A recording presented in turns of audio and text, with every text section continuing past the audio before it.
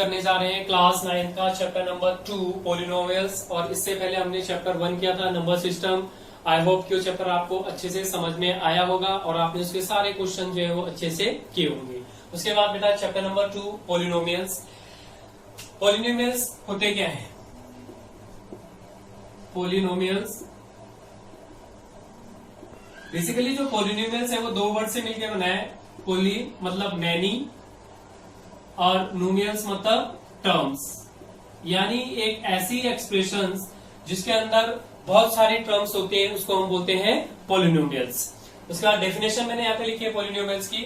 N algebraic expression in which variable involve have non integrative power is called a polynomials. अब देखिए क्या है इसमें, एक अलजेब्रिक एक्सप्रेशन है। कोई भी एक्सप्रेशन होती है बेटा, चाहे वो अलजेब्रिक एक्सप्रेशन है, पॉलिनोमियल्स कोई भी है, तो वो दो चीज से मिलके बनते हैं। एक आता है उसके अंदर क्या, वेरिएबल, और दूसरी चीज होती है बेटे कांस्टेंट। अब ये वेरिएबल क्या होते हैं और कांस्टेंट क्या होते हैं?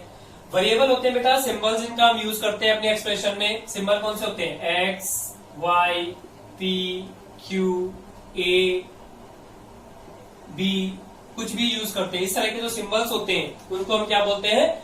वेरिएबल्स बोलते हैं। और जो वेरिएबल्स होते हैं उनकी वैल्यू हमेशा क्या होती है? चेंज होती है। बट कांस्टेंट जो होते हैं, कांस्टेंट की वैल्यू हमेशा क्या होती है? फिक्स होते हैं। अगर हम यहाँ पे एक अलजेब्रिक एक्सप्रेशन लिखें 2x² प्लस x प्लस 5। अब यहाँ पे देखिए वेरिएबल क्या है? वेरिएबल हमारे पास क्या है? x है। ये क्या हमारे पास वेरिएबल है। और जो कांस्टेंट टर्म है वो हमारे पास क्या है? 2 है और 5 है। यानी जो ये कांस्टेंट टर्म है इनकी वैल्यू हमेशा क्या रहेगी? फिक्स रहेगी। और जो वेरिएबल होंगे, वेरिएबल की वैल्यू जो है वो हमेशा क्या होती है? चेंज होती है। इसकी वैल्यू क्या होती है? Fixed value. और ये क्या होते हैं? ये हमारे जो वेरिएबल्स होते हैं, वेरिएबल मतलब जिसकी वैल्यू हमेशा क्या हो? चेंज हो सकती है। और जो कांस्टेंट टर्म होते हैं उसकी वैल्यू हमेशा क्या होती है बेटा? फिक्स होते हैं, वो चेंज नहीं होते हैं।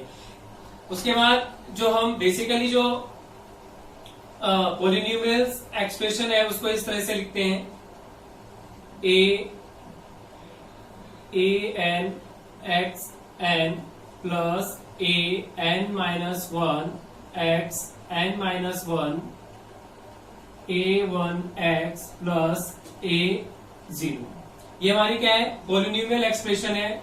हम इसको इस तरह से एक्सप्रेस करते हैं। यहाँ पे an-1 ये जो हमारी कांस्टेंट टर्म है जो हमेशा फिक्स रहती है, चेंज नहीं होंगी। उसके बाद अब दूसरी चीज आती है बेटे कि आप ये कैसे पता करोगे कि ये जो एक्सप्रेशन आपको दिया गया है वो पॉलिनोमियल है या नहीं है। आप यहाँ पे देखिए मैंने भी क्वेश्चन एक्सप्रेशन लिखा था एक 2x² प्लस x प्लस 5। अगर आपसे पूछा जाए क्या ये पॉलिनोमियल है? यस, ये पॉलिनोमियल है। कुछ बातें हैं जो आपको याद रखनी है और अपने माइंड में रखनी है कि कौन किस सिचुएशन में पॉलिनोमियल होगा और किस सिचुएशन में ये पॉलिनोमियल नहीं होगा। अब देखिए बेटा, अगर यहाँ पे पावर क्या है इसकी? पावर 2 है। अगर जिस भी एक्सप्रेशन में वेरिएबल की पावर क्या होगी? होल नंबर में होगी, वो क्या होगा? हमारा पॉलिनोमियल होगा। अगर पावर नेगेटिव है या डेसिमल में है, सपोज करें यहाँ पे होगा 2x power 2 plus x plus 5, क्या ये पॉलिनोमियल होगा? ये नहीं होगा, क्योंकि हमने डेफिनेशन में भी लिखा है कि variable involve have non negative integer power is called a polynomial. इसकी पावर क्या नहीं होनी चाहिए? नेगेटिव नहीं होनी चाहिए। उसके बाद दूसरी चीज है इंटीग्रल। तो इसके लिए आपकी क्या होनी चाहिए? अगर हम यहाँ पे लिखें 2x 3/2 प्लस x, अगर इस तरह से आपके पास कोई एक्सप्रेशन आती है तो क्या ये पॉलिनोमियल होगा? नहीं बेटे, इस केस में भी ये पॉलिनोमियल नहीं होगा। क्योंकि अगर मैं यहाँ पे इस पावर को 2x 3/2 प्लस x, अगर मैं इसको सॉल्व करता हूँ यहाँ पे 3/2, अगर इसको मैं सॉल्व करूंगा तो कितना आएगा बेटा? 1.5, यानी पावर किस में आई है? डेसिमल में आई है। तो इस सिचुएशन में भी ये पॉलिनोमियल नहीं होगा। क्लियर? यहां तक समझ में आया? पॉलिनोमियल, पॉलिनोमियल क्या है? दोबारा से बता रहा हूं। पॉलिनोमियल्स, पॉली मतलब मैनी और नोमियल्स मतलब टर्म्स की एक ऐसी एक्सप्रेशन जिसमें हमारे पास क्या होते हैं? बहुत सारी टर्म्स होती है, उसको हम बोलते हैं पॉलिनोमियल्स। पॉलिनोमियल्स में दो चीजें आती है, एक वेरिएबल आता है और दूसरे आते हैं कांस्टेंट। वेरिएबल जो होते हैं उसकी वैल्यू चेंज होती है बट कांस्टेंट टर्म हमेशा क्या होती है, फिक्स्ड होती है, उसकी वैल्यू कभी चेंज नहीं होती। उसके बाद बेटा दूसरी चीज है कि पॉलिनोमियल होने के लिए जो वेरिएबल है उसकी पावर क्या होनी चाहिए, हमेशा होल नंबर में होनी चाहिए। अगर पावर होल नंबर में नहीं है, नेगेटिव है या डेसिमल में या रूट में, तो वो क्या होगा, वो पॉलिनोमियल नहीं होगा। इन सारी बातों को आपने ध्यान रखना है किसी भी पॉलिनोमियल एक्सप्रेशन के लिए, ठीक। उसके बाद बात करते हैं हम कोफिशिएंट की, कि कोफिशिएंट क्या होते हैं। अगर यहाँ पे कोई अलजेब्रिक एक्सप्रेशन लिखी है मैंने यहाँ पे, polynomial expression 2x² plus x plus 3। अब यहाँ पे बेटे आपको बताना है कि कोफिशिएंट क्या है। तो यहाँ पे लिखेंगे हम टर्म्स और यहाँ पे कोफिशिएंट। अगर मैं यहाँ पे 2x² और यहाँ पे x और 3, अगर आपसे इसमें पूछा जाए कोफिशिएंट, पूछा आपसे कि कोफिशिएंट बताना है आपने कि कोफिशिएंट क्या है।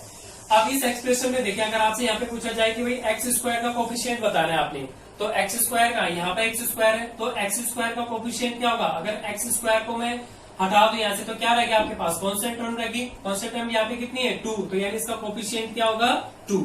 सिमिलरली इसमें पूछा गया है कि x का बताओ कि x का कोफिशिएंट क्या होगा। तो यहाँ पे x का कोफिशिएंट x है, इसके साथ कोई डिजिट नहीं है, कोई कांस्टेंट टर्म नहीं है, तो यहाँ पे हम क्या मान लेंगे, 1। तो यानी x का कोफिशिएंट कितना होगा यहाँ पे, 1, और 3 तो 3 है। तो इस तरह से आप क्या है कोफिशिएंट बता सकते हैं। उसके बाद नेक्स्ट बात करते हैं हम डिग्री, कि डिग्री क्या होता है। Degree is the highest power of the variable.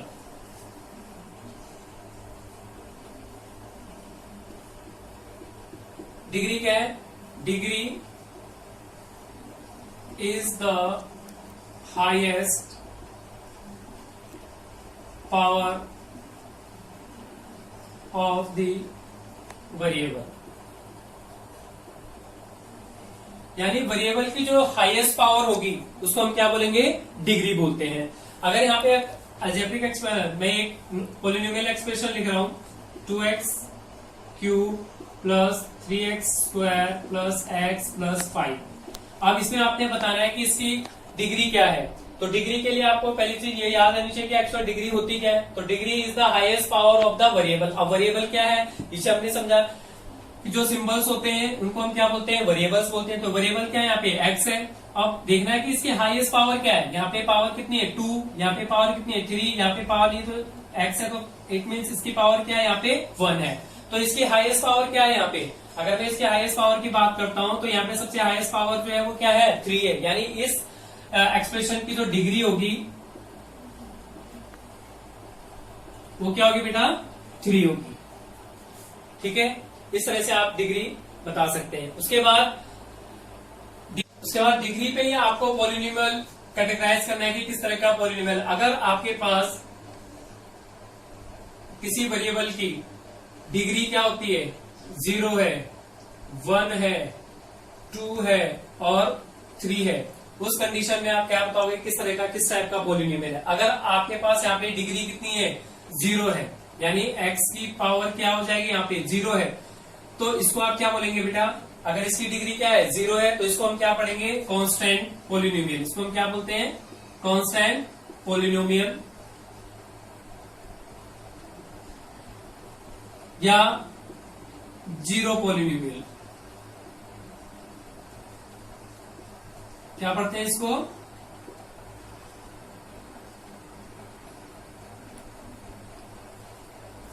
Constant polynomial या फिर 0 पॉलिनोमियल। अगर यहाँ पे x की पावर क्या है, 0 है, अगर किसी भी वेरिएबल की डिग्री क्या है, 0 है, तो उसको पढ़ेंगे बेटा हम कांस्टेंट पॉलिनोमियल या फिर 0 पॉलिनोमियल। कांस्टेंट पॉलिनोमियल जरूरी नहीं है, अगर यहाँ पे क्या हो, x ना दे रखा हो, सीधा वैल्यू क्या हो, अगर ये इस तरह से, अगर यहाँ पे ये ना हो, केवल 2 हो, तब भी हम उसको क्या बोलेंगे, कांस्टेंट पॉलिनोमियल होगा। अगर वो इस फॉर्म में दिया हुआ है तब भी हम उसको क्या है, कांस्टेंट पॉलिनोमियल भी बोल सकते हैं और 0 पॉलिनोमियल भी बोल सकते हैं। अगर यहाँ पर किसी वेरिएबल की पावर क्या है, 1 है, तो उसको हम क्या पढ़ेंगे, उसको पढ़ेंगे बेटा हम लीनियर। उसको क्या पढ़ेंगे, लीनियर पॉलिनोमियल। क्या पढ़ेंगे, लीनियर पॉलिनोमियल। अगर पावर क्या है, 2 है तो इसको पढ़ेंगे बेटा हम क्वाड्रेटिक पोलिनोमियल, इसको पढ़ेंगे क्वाड्रेटिक पोलिनोमियल। अगर किसी वेरिएबल की पावर क्या है 3 है तो उसको पढ़ते हैं बेटा हम क्या, क्यूबिक पोलिनोमियल। क्या पढ़ते हैं, क्यूबिक पोलिनोमियल। उसके बाद इसको लिखेंगे कैसे, लीनियर पोलिनोमियल के लिए आपके पास एक्सप्रेशन इस तरह से होगी 2x + 5। अब यहाँ पे क्या है, यहाँ पे x है यानी पावर क्या है, यहाँ पे 1 है तो ये क्या आएगा, लीनियर पोलिनोमियल आएगा। अब इस केस में आप देखेंगे 2x² + x + 5, यहाँ पे क्या है, पावर क्या है, यहाँ पे पावर 2 है तो यानी ये कौन सा होगा बेटा, क्वाड्रेटिक पोलिनोमियल। क्यूबिक के लिए 2x की पावर क्यूब + x² + x + 5, तो इसके यहाँ पे क्या है, पावर क्या है, क्यूबिक है, पावर क्या है, क्यूब है, इसलिए ये क्या आएगा, क्यूबिक पोलिनोमियल्स। उसके बाद बात करते हैं हम नंबर ऑफ टर्म्स के, नंबर ऑफ टर्म्स। उसके बाद बात करते हैं हम नंबर ऑफ टर्म्स पे। अगर किसी एक्सप्रेशन में केवल एक ही टर्म है, सपोज करिए 2x, तो इसको पढ़ते हैं हम बेटा क्या, इसको पढ़ेंगे हम मोनोमियल। अगर किसी टर्म में, किसी एक्सप्रेशन में दो टर्म है 2x + 5, तो इसके अंदर कितनी टर्म है, 2 टर्म है, तो इसको पढ़ते हैं हम बाइनोमियल। और अगर किसी एक्सप्रेशन में 3 टर्म होती है तो इसको पढ़ते हैं बेटा हम ट्राइनोमियल्स। अब देखिए यहाँ पे कैसे, यहाँ पे 2x है तो ये 2x यानी एक ही टर्म है। यहाँ पे बाइनोमियल है, 2 टर्म की बात की गई है तो यहाँ पे 2 टर्म कौन सी है, 2x और कितना है, 5 है। और ये यहाँ पे ट्राइनोमियल यानी 3 टर्म्स है, तो 3 टर्म कौन कौन सी बेटे, 2x² + x, 2x² x और 5, यानी यहाँ पे कितनी टर्म हो गई, 3 टर्म्स हुई है, तो इसको ट्राइनोमियल्स पढ़ेंगे।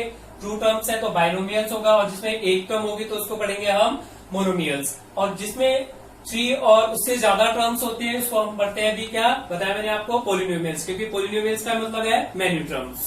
उसके बाद बात करते हैं हम रिमाइंडर थ्योरम की। उसके बाद बात करते हैं रिमाइंडर थ्योरम की। रिमाइंडर थ्योरम क्या कहते हैं, रिमाइंडर थ्योरम इक्वल कहते हैं बेटा dividend equal to divisor into quotient plus में रिमाइंडर। आप किस तरह से इसके देखिए एग्जांपल देखिए, अगर यहाँ पे मैं 21 को डिवाइड करता हूँ किससे, 6 से, तो क्या होगा बेटा, यहाँ पे 21 डिवाइडेड बाय 6, 3 6 18, रिमाइंडर कितना आएगा आपके पास 3।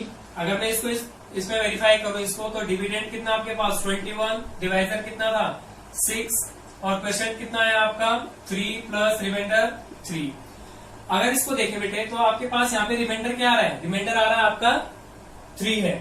अगर रिमाइंडर आपका 3 है, इट मीन्स कि ये जो 6 है ये इस 21 का फैक्टर नहीं है।